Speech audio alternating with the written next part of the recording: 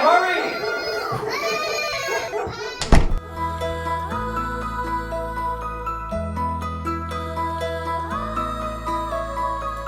Welcome to MomCave Live, where we may have lost our minds, but we haven't lost our senses of humor. I'm Jen, and we have a really fun guest today. More than fun, she's going to be really helpful too. Hi, this is Debbie Ausburn. Hi, Debbie. Hi, how are you? Good. We've got the two cameras going, so it's like you're a movie star. You have your side view and your front view. That's right. Yeah. Great to see you. So the title of your book is exactly what we want to talk about here, and it's Raising Other People's Children. There it is. What foster parenting taught me about bringing together a blended family. So we have a lot of blended families that are around here on MomCave, and there are foster families, there are step-parenting families, grandparenting families, every kind of family imaginable, and we need to know how to make it work. Okay. Yeah, you're like, okay. Yes. Well, I've done all of it except biological families. I've never had any biological kids, but I've collected 7 kids and 10 grandkids. Wow. Okay, so you're the stepmama to 7 kids. Well, I'm stepmom to 5 kids, and then there's 2 of my foster daughters that became part of the family. Oh, wow. Okay. So you've kind of run the gamut. You also in your other life, you're an attorney, correct? Right. Yes. That's how I pay my bills. Well, we all need to pay our bills, for sure. But I was reading that you also, as an attorney, have a lot of experience in like family law and these kinds of. I don't work with domestic issues like family law, which is I don't do divorce and that kind of stuff. But Right. What I do is I represent organizations that work with kids. Okay. So I do a lot of work with camps, schools, childcare centers, mentoring organizations, Right. Service providers. Protecting kids. Yes. That's a wonderful thing. Yeah. Well, okay. Could anybody who has any questions for Debbie, go ahead and pop them in the comments. And of course, we're going to give away a copy of her book to someone who comments. So kind of start me in the beginning of your story, if you would. Okay. Well, I started out, my parents were always very involved in youth ministries at our church and working with at-risk kids. And so when I graduated from college, it was sort of a natural to go into working in that field. I worked as a probation officer with juvenile court in Metro Atlanta. A lot of it involved social work, although I was never a licensed social worker, but I was essentially a social worker in the job. I burned out. I got tired of dipping out the ocean with a teaspoon and retreated to law school. But even as a lawyer, I stayed involved with organizations and volunteering with kids, and eventually found myself as a foster parent. And I did different kinds. I started out as an emergency placement and then did respite care, and then eventually had a couple of long-term placements. And so then I left that job. I came back home to Georgia. My mom had a stroke. My brother and sister were raising children without my advice. So without your advice, they needed you. Right. They needed me. So, you must be the oldest sibling. I am. Is it obvious? Yes, I'm the oldest sibling as well. So they never listen to you. If only they did. It's my siblings and my kids, their life would just be so much easier. Yeah, exactly. They listen to me. To us, but whatever. So you went back to help with all of that. That's right. That's right. So I moved back home and then met and fell in love with a man with 5 kids. Now it's not as bad as it sounds. 3 of the kids were adults, so only 2 of them were still at home. Needed parenting at that point. Oh, they keep coming back. So I joke right now, our middle son and his teenage daughter, they've moved into our basement temporarily 11 years ago. So we still, It's all relative. 11 years it's all is relative. temporary in the It's, scheme of the whole lifetime. that's right. It's still temporary. Right.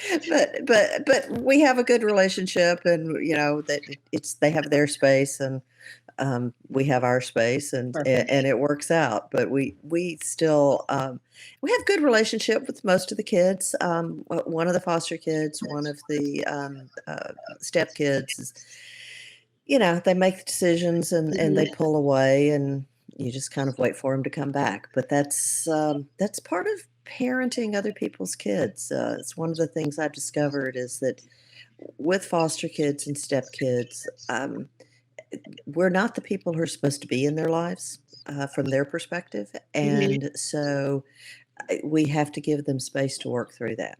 And some it takes longer than others. Yeah.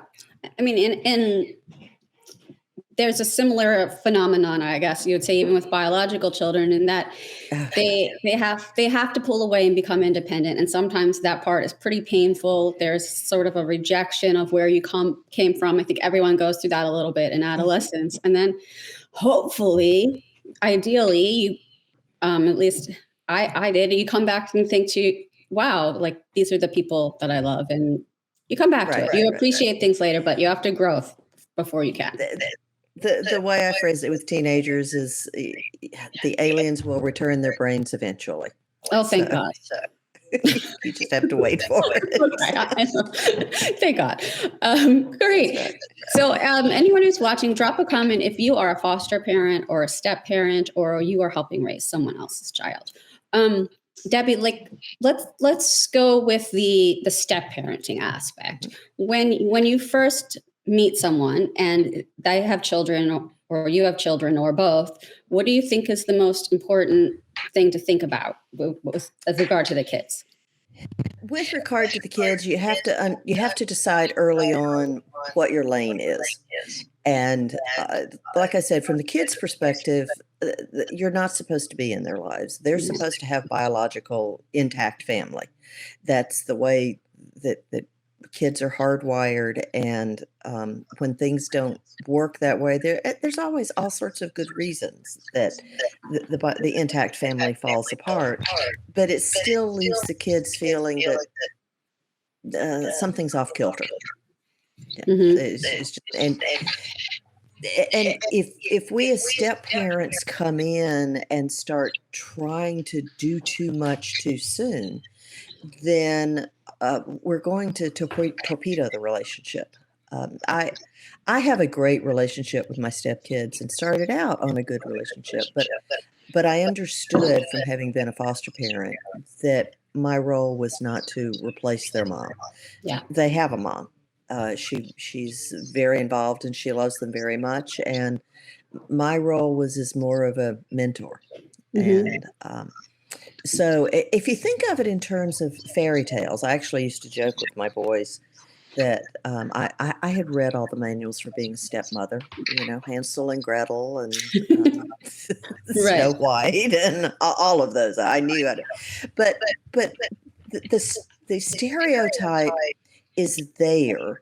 And I think it's because we as a species, we're a storytelling species. We tell ourselves stories. It's how we pass on information. It's how we make sense of our world. And kids they have a narrative for their lives. And of course, they're always the hero in their story. Of course. And the role for us is either the villain or the mentor. And those are really the only two options for us. We're not going to be the parents. We're only going to be either the mentor or the villain. And that's where we have to understand that our lane is being a mentor, not a parent. Or if we're not careful, it's just very easy to slot us into being the villain. Right.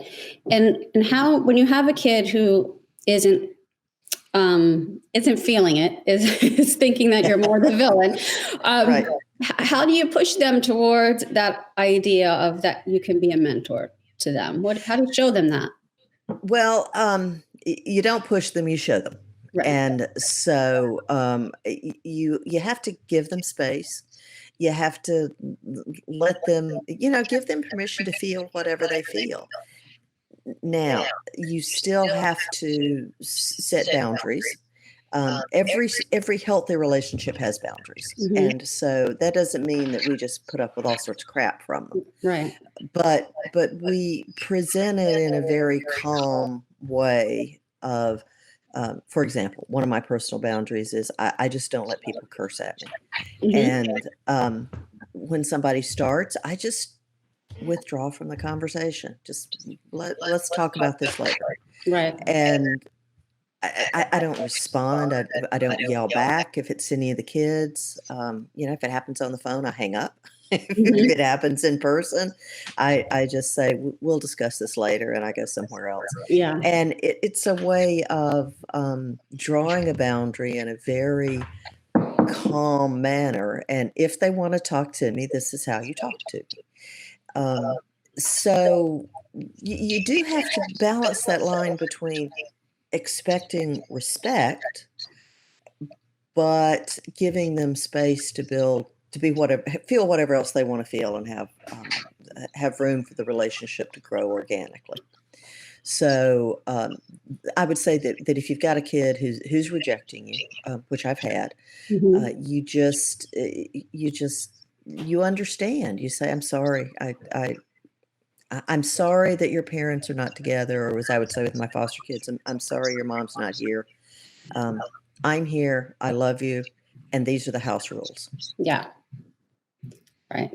Well, it's hard to set boundaries with kids when Yeah.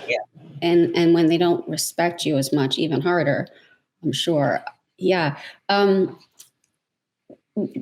you think of something that is surprising, or most people would find surprising, possibly about being a foster parent? I would say in many ways, being a single foster parent was easier than being a married foster parent, and people tend to not realize that. And it's because when I was definitely there's downsides to being a single foster parent, any kind of single parent, because I was the only pair of hands, Right. and I had to build a safety net of people to pick up my kids at school and that sort of stuff. When I was married, I had a built-in backstop to do those sort of things.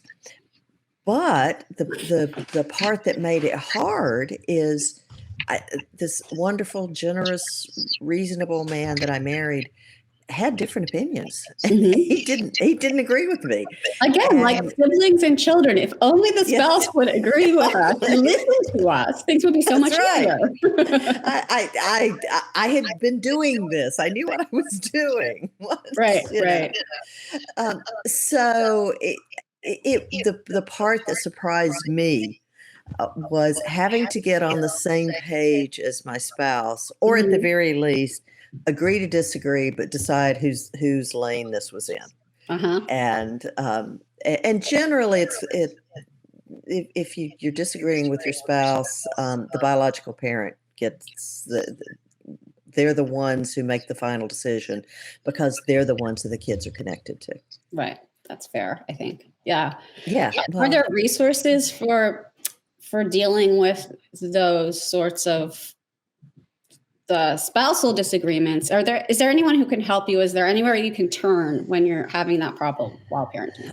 I would, counseling, or in our case, we had trusted adults that we both respected and Mhm. were willing to listen to, people who had been experienced. I would say one of the things that we had to work through was as not so much with the stepkids, but we ended up, one of my former foster kids hit a really bad patch, and so we inherited a grandchild for 5 years, who had been through a lot of trauma, Mhm. and the trauma was unexpected for my husband, and even I, as experienced as I was with kids who had suffered trauma, didn't recognize a lot of it because the child was so good at hiding it from us. Mhm. Uh, And I think that's one of the things that we have to realize is that, even divorce with kids is traumatic. So Trauma, yes. yeah. So if we're a step parent, we know with foster kids, obviously we know they've had trauma. But even with stepkids, they've lost their intact biological family either through death or divorce. Mhm. And even though kids are resilient, even though they can be fine on the surface, there is still some level of trauma there that they've suffered. So I think that one of the resources that I always encourage people to go to is not only counseling and not only trusted adults, but learn about the effects of trauma. Okay. And there's trauma-focused counseling, but if you just look on Google, you'll find all Mhm. sorts of things about dealing with kids who've suffered trauma. That's good. That's a very good thing to remember. We have a comment from Jessica asking, besides cursing, what other boundaries have you set? A lot of the boundaries were, like I said, the interpersonal relationships were just some basic level of respect. You don't have to love me, but we have to be respectful to each other. Mhm. So there's a sort of a kind of a mishmash of things that are in that. The other things were the boundaries were just house rules, and I've learned to present them as house rules rather than our rules or my rules, because there's when you depersonalize somehow Right. kids Blame it expect on it better. something else. That's right. They understand it better. And that also helps with the disconnect they have between living at our house and living at their parents' house, or their by other parents' house. And I learned to I'd learned to just say those are the rules there. These are the rules here. So the rules here, for example, curfew and those kind of things are very obvious. But being a lawyer, I have a very busy schedule, and I just kind of made clear. My husband had custody of his two boys, so I was able to say, I will stay out of your room. I'm not going to tell you how to clean it up. I don't want it to be a health hazard. Short of being a health hazard. We don't need like rodents or to be condemned. That's right. That's right. That's right. Exactly. But you're responsible for doing your own laundry. And as the kids grew up, I shifted more and more responsibility to them. And but some of the boundaries I had were public space has to be clean.